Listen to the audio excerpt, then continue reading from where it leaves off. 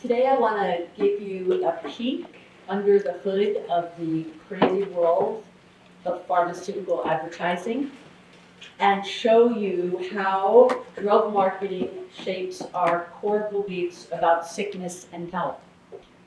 I'm also going to tell you a little bit about my personal journey and some of the things I observed about advertising because it changed dramatically in the mid-1990s. I started as a junior copywriter at KPR Advertising in New York after graduating from pharmacy school in 1979. Advertising was very simple and straightforward at that point. We only promoted drugs to doctors, and we only talked about the drug's features and benefits. I never heard anyone mention continuing medical education. There was no mention of patient advocacy groups, and there was no mention of disease branding. Also, at that time, the bar for drug approval seemed high to me. A drug actually had to demonstrate clinically meaningful outcomes.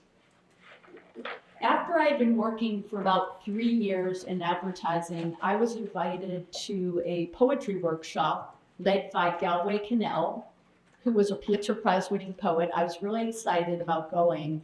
And when the first morning, we were sitting in a circle, and he asked each person to say their name and the type of writing they did. So most people were writing poetry. Someone might say, I write plays, I write novels, I write short stories. So when it came to my turn, I said, my name is Lydia Green, and I write advertising.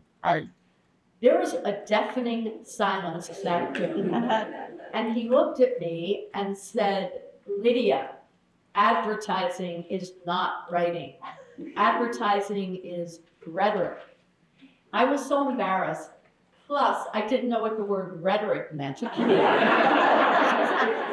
went home that night and I looked it up, and it said the art of persuasion. And I realized, gee, that is what I do. I just didn't know. Drug companies are very results-oriented. They are metrics-driven. And the metrics they measure success by is the total number of scripts. And the total number of scripts includes new scripts, refills, and renewals. As the advertising writer, my job was to help my clients hit their financial forecasts. So the expectations of clients for the agency is very quantitative. I also want to mention that ad writers actually don't write that many ads. Most of our time is spent on writing ancillary marketing materials and educational content. We write sales materials and obviously websites and also messages to be delivered on mobile phones. Writers also have to be able to defend their advertising content with internal regulatory teams, which are PharmDs and lawyers within a company who are making sure that anything you say in marketing materials complies with the package insert. So advertising is a blend of science and storytelling, and creative teams are tasked with showing that your client's drug is superior to any other product within the client's chosen marketplace. So medical advertising, like all advertising, uses rhetoric. And the 3 pillars of rhetoric are ethos, pathos, and logos.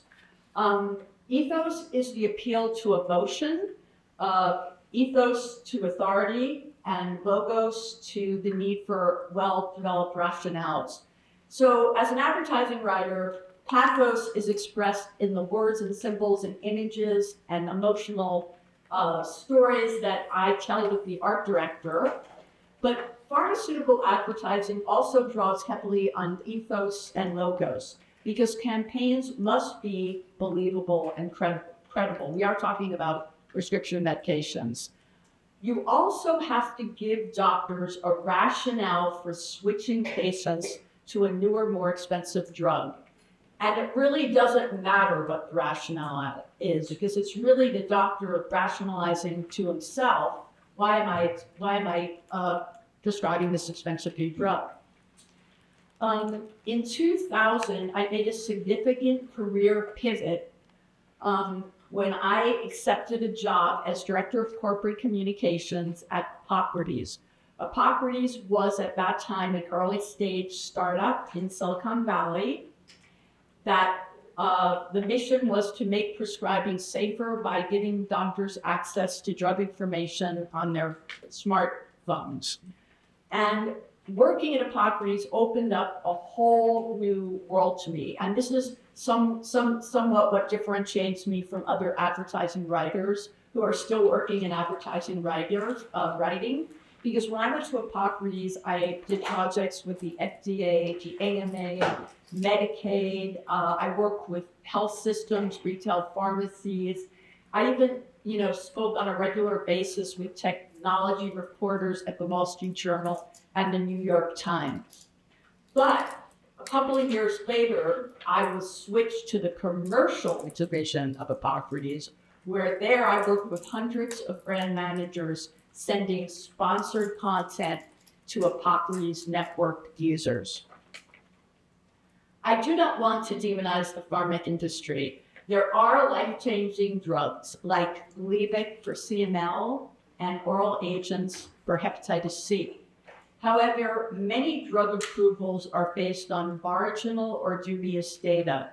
And as vendors, my job was to dress up the data and present the client's drug in the most favorable light possible. So while preparing for this talk, I learned a new term. The term is poultry, and it was coined by Todd Rogers, who's a psychologist at the Harvard Kennedy School. And I love this term because it captures the essence of pharmaceutical advertising, which is actively making truthful statements to convey a misleading impression. Actively making truthful statements to convey a misleading impression. And this is why pharmaceutical advertising, one of the reasons I left it is not only was I tired of gaslighting other people, I was gaslighting myself at a certain point, and I lost sense of what was real and what was just what my clients told me was real. Advertising writers have a number of tools to dress up the science. One is the use of relative risks instead of absolute risks, which really leads people to overestimate the benefits of treatment, and also is often picked up by news media. Advertising writers can make claims using catchy headlines and aspirational imagery. You can confuse doctors with technical jargon and statistical analysis because none of them understand it unless they're a medical school professor. And you can vary disclaimers under charts and graphs in font sizes too small to notice. Later, I'm going to show you a whole different set of tricks that are used to promote diseases and expand the number of treatable patients. Sadly, though, an experienced ad writer doesn't even need evidence to make a claim. And I'm going to give you an example. This was like the last, after I left Hippocrates and started my nonprofit, I still needed to make some money. And I wrote this ad for a company in Kentucky. And basically this is what the client told me. He said, Zolpidem is a prescription drug for insomnia. We're competing with it. I want you to convey the fact that our drug, Zolpidem, is superior to Ambien because we don't cause morning after hangover effects. Now, he had no data, but he didn't care. He just said, do it, do the best you can. So I worked with the art director. What we did is we chose an image of a woman running down the beach in yoga pants. It's the early morning hours. And the headline was carefully chosen, Wake Up to the Benefits of Zolpidem. Now, we were able to defend this technically because the phrase "wake up to the benefits" was only saying the doctor should be aware that Zolpidem has many benefits. Then the client also wanted to for us to communicate that the drug worked very fast. Again, he had no data, but he did have abstract data on file that had a little table, so I stuck it in there because somebody looking at that ad is going to assume that little table supports the headline, but it doesn't. The table is pharmacokinetic data, and what it shows is that in healthy volunteers, when their blood was drawn every 10 minutes, at 20 minutes, more patients on Ambient had blood levels associated with sedation than the patients who took Zolpidem. But the reason I wanted to show this to you is because I know the research community focuses a lot on data, but sadly, you don't need really very much data to build a blockbuster drug if you have a good story. My advertising career spanned the years 1980 to 2015. And during that time, I witnessed dramatic changes in medical advertising. And I know people here are aware of these changes. It was the advent of DTC advertising. Around that time, there was a rise in the Me Too drug movement, where you had huge numbers of drugs introduced that were virtually alike each other. And then I think PDUFA also was enacted sometime in the early 1990s. And all of these things happening led to an explosive growth in prescription drug volume. But also, there was a change that I saw very clearly, which is drug marketing changed from marketing drugs to marketing diseases.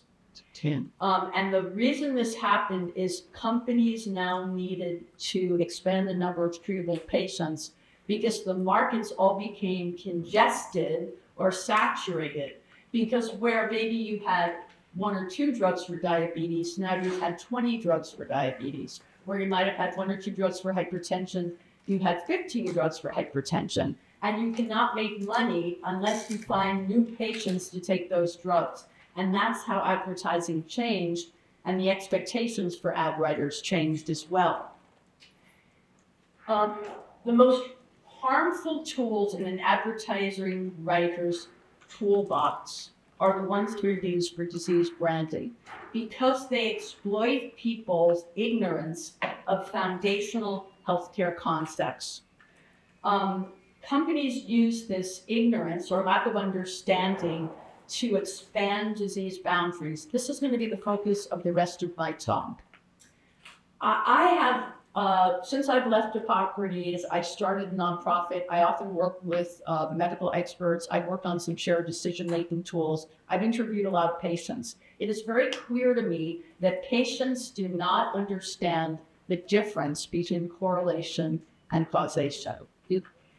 Patients do not understand what surrogate endpoint is, and that many drug approvals are based on intermediary outcomes without clear clinical benefit.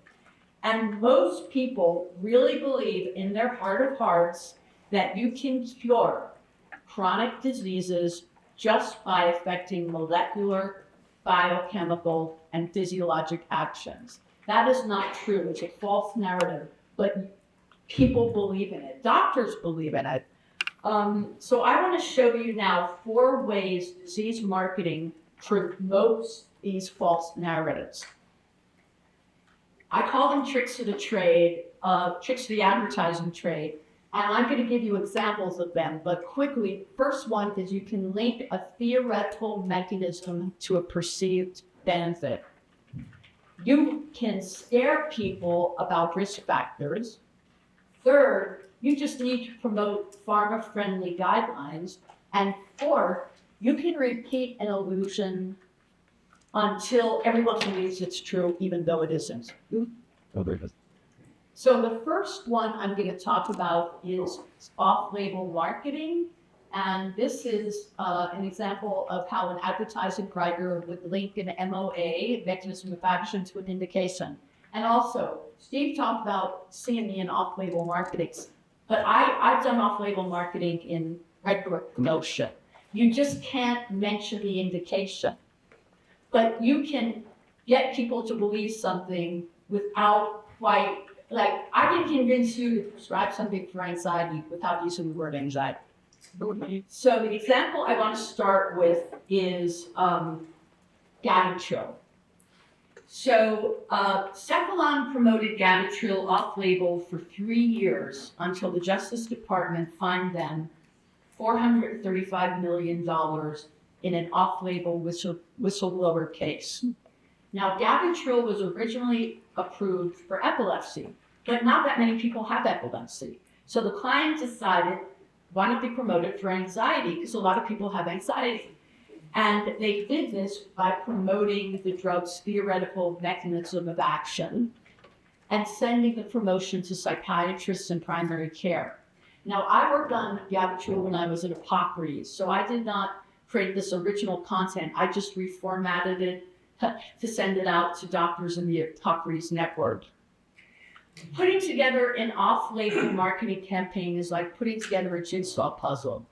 Like a puzzle, each piece must fit correctly together, but if done well, you really make an impressive picture. So this was the physician ad. It shows a man tethered to a parachute, and he is landing on a Gavitril receptor in the middle of the ocean. The parachute was a brilliant choice of image. Now, I'm speaking as an advertising creative. Parachutes convey a sense of security and calm. But here's the subliminal meaning. The word parachute starts with the same 4 letters as the word parasympathetic, which is the part of the autonomic nervous system involved in the relaxation response. And I think, doctors would see that. There was a website. This was the website that was developed by Cephalon. Once again, marketing website, not a CME website. And if you look closely, you see they hired a medical illustrator to create these beautiful illustrations that show Gavitril's theoretical mechanism of action, which is interacting with GAT1 transporters and increasing GABA levels in the brain. Now, Cephalon even got psychiatrists and primary care doctors to educate their patients about GABA. So this is an educational leaflet for patients. The cover uses the same images from the doctor's ad, and the headline says, let's see if I get this to work. Ooh, I can't. Why is GABA being prescribed for me? And then the doctor would then tell the patient using a similar graphic to the one that's on the physician website, but this is a little simplified. The physician can now tell their patient that if you take Gavitril, it will reduce overactivity in their brain. Mm-hmm. So once again, no mention of the word anxiety, but this company sold this product for anxiety. And I probably will be going over. And I just want you to know that, see this disclaimer right here? So this disclaimer says the precise mechanism by which Gavitril exerts its effect in humans is unknown. And that is typical of pharmaceutical advertising. I cannot tell you how many times I put claim in a big headline and there's a little asterisk and a little tiny print. It contradicts what I said at the time. So the next case I want to talk about is what I call breaking in on risk factors. And this has now become a fixed aspect of advertising. It's a lucrative form of marketing based on fear of risk factors. In other words, persuading people that having a risk factor is equivalent to having a disabling or deadly disease. I first saw this form of advertising in 1988. I was freelancing in New York and I got a call. We have a very interesting project that we want you to do. Back then, there were two popular beta blockers, propranolol and metoprolol.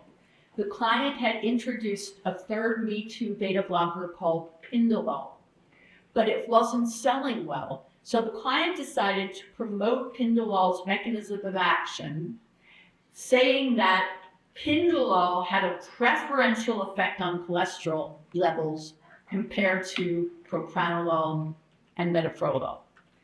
But there was a challenge.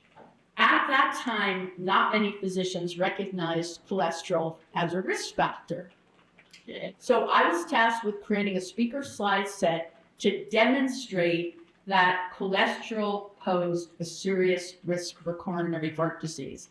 Now, I thought the client was going to, send me a bunch of slides and I would just have to pull them together. But no. They sent me a cardboard box that was brimming to the top with epidemiological studies. I had never heard of one like Mr. Fit, and one was called Framingham Heart Study. And they expected me to create this slide set, which I did.